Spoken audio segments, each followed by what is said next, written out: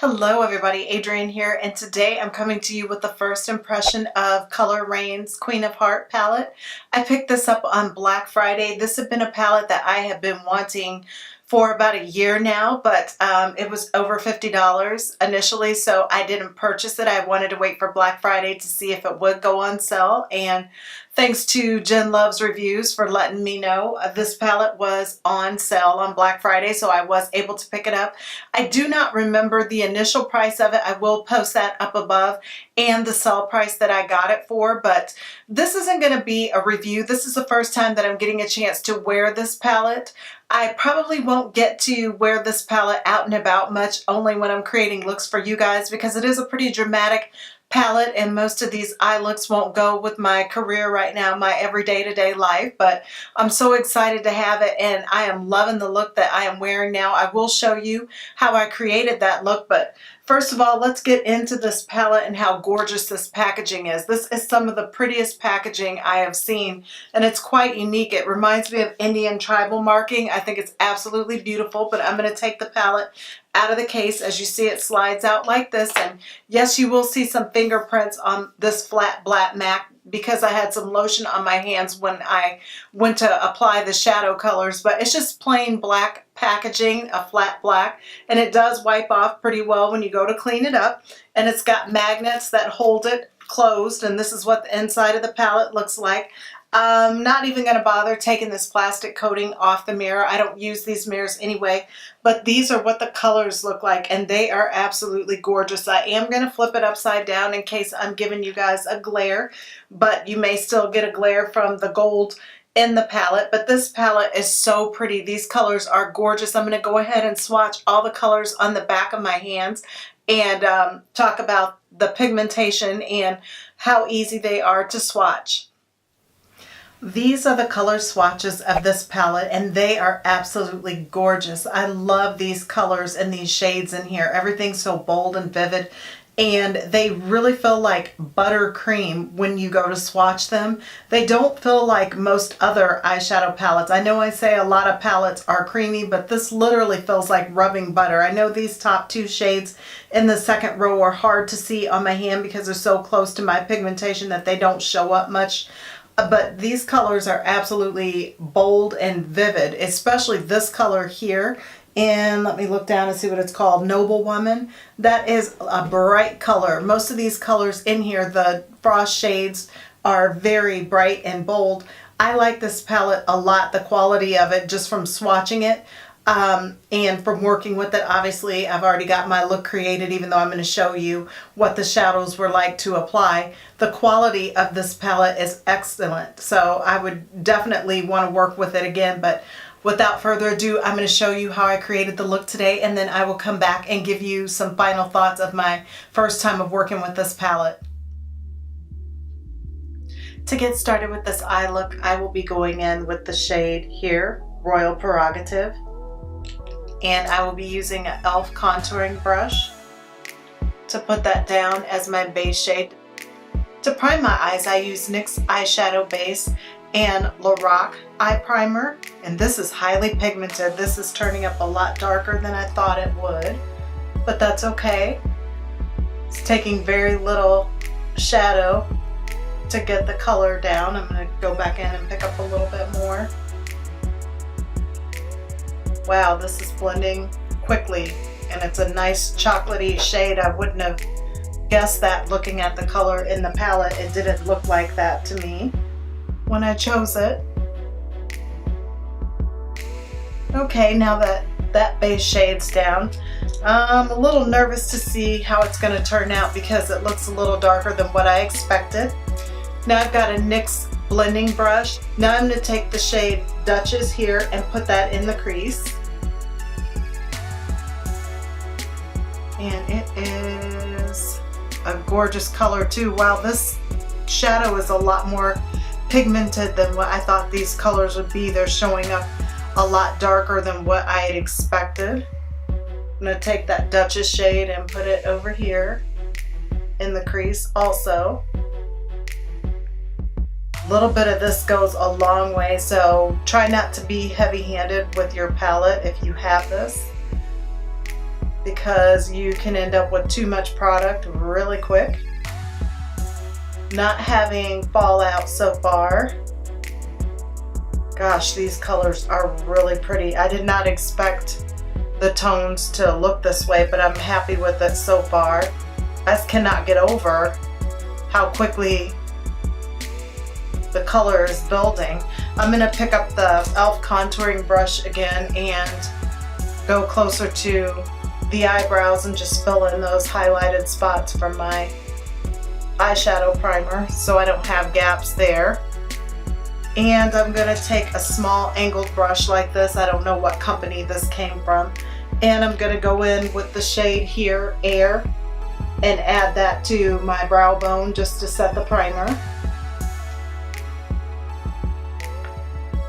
Just putting it on the outer corner. This is some of the best quality eyeshadow so far that I've ever worked with. I decided I wanted to create a look with Dethroned, but I can't decide if I want to put it on the entire lid and use the shade Royal Highness as a tear duct highlight, or if I want Royal Highness on my eyelid also. So I'm going to start out with the pop of color in the inner corner first, backwards, just to see what that looks like on my skin. So I know this is a little out of order. Wow, that's really pigmented also. And this is a small artistry brush here. I'm not even sure what kind of brush this is, but I love it for popping colors on the tear duct. I'm still not sure if I want to add that shade to my lid, so now I'm going to take a Mary Kay concealer brush, flat concealer brush, and pick up that shade Dethroned, and I think I'm going to only put it on the outer part of my eyelid just in case it comes off as highly pigmented and a little bit darker than what the rest of the shades have been. And that is a pretty color. Wow.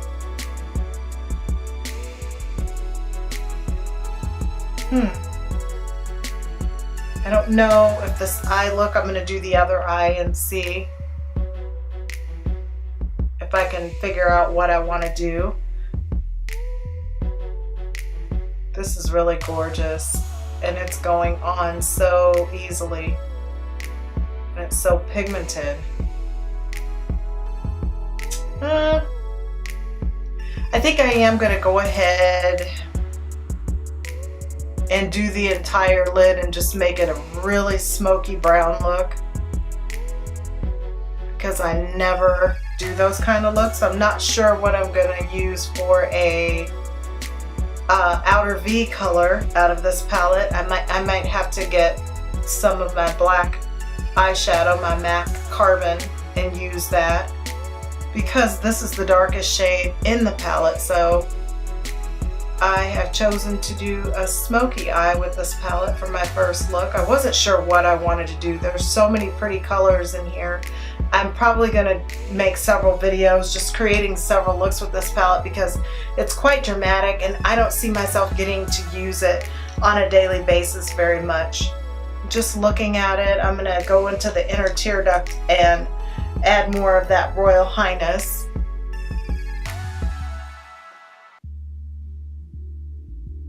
Okay.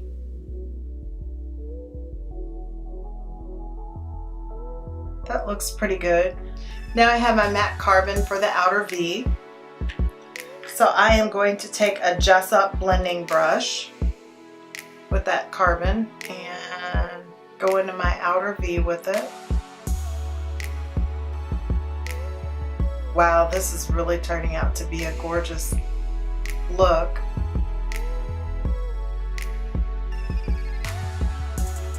Just deepening that up with the small circles. I don't want to have to do a bunch of blending, so I'm trying to be careful where I put this. But it sure is pretty. Wow. Take a little bit of that carbon and do the other side now.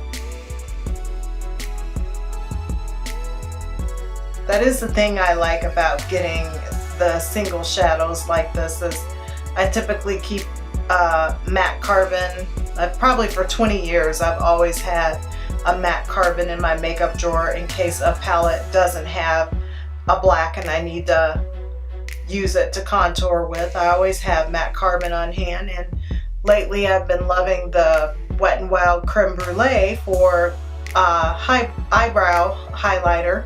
I keep that in my drawer also, and I think I'm going to put this down now and go in with that blending brush that I had, the eye blending brush, and smooth out the edges of the matte carbon with that brown shade that I use to create some more dimension and just smooth out any obvious lines, just blending everything together.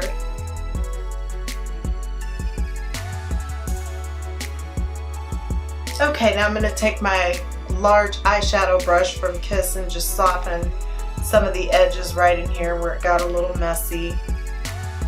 This is going to be a pretty smoky eye. And I'm going to take a smudger brush. I think this color Duchess, that dark color here, I'm going to smudge a little bit of Duchess on my bottom lash line. Just lightly going in with it.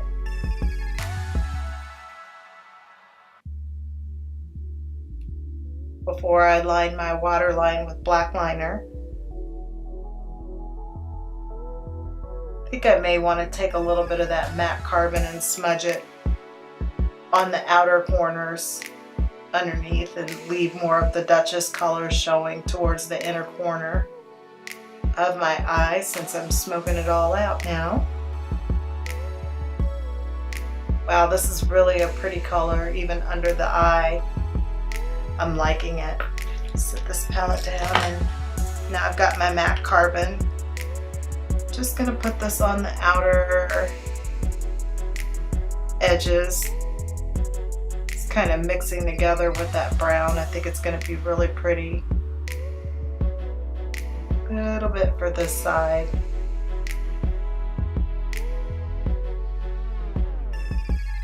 Now I'm gonna grab my black liner and just line the bottom in the waterline. And this is just a Mary Kay liner. This is my favorite eyeliner for this, and I guess I better slow down because I'm gonna make a mess if I don't.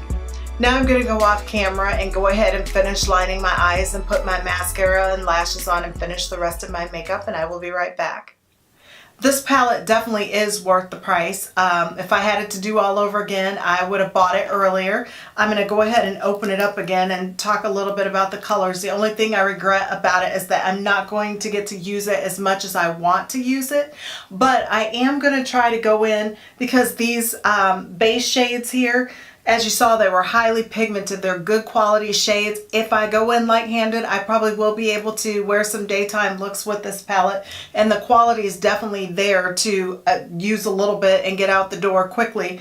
I can probably tone down some of my looks if I don't pack some of the frost shades on, but if I'm able to find some daytime looks that I think are appropriate, that I don't mind wearing out, I will definitely share those with you guys. But I will still be sharing other looks with this palette because I can't wait to see what this particular shade is going to look like in a look. And I love purples, plum shades, and this one's calling out to me. It's just almost everything in this palette is calling out to me. Even though I don't really care for bright orange colors, I still think there's quite a bit that can be done with this as a transition shade. So overall, I am very happy with my purchase of this palette. If you're someone that likes bold shadows, this would definitely be a great palette for you. And I have enjoyed so much working with it. I cannot wait to create more looks for you guys with this palette. And thank you so much for watching my first impression of it. And if you enjoyed this video, please give it a thumbs up. And don't forget to subscribe. You'll also want to hit the notification bell next to the subscribe button. See you soon.